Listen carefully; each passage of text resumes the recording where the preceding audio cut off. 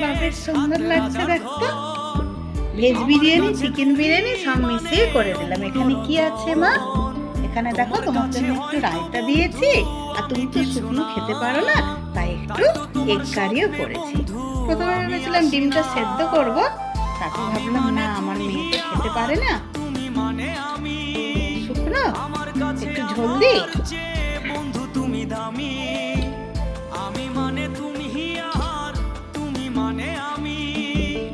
খেতে শুরু কর, বলতো কেমন হয়েছে মা? চিকেনটা কম ছিল তো, ওই জন্য একটু বিনস, গাজর, ক্যাপসিকাম সব রকম মিশিয়ে দিয়েছি। ভালো হয়েছে। একটু ডিমের কারিটা মেখে খাও,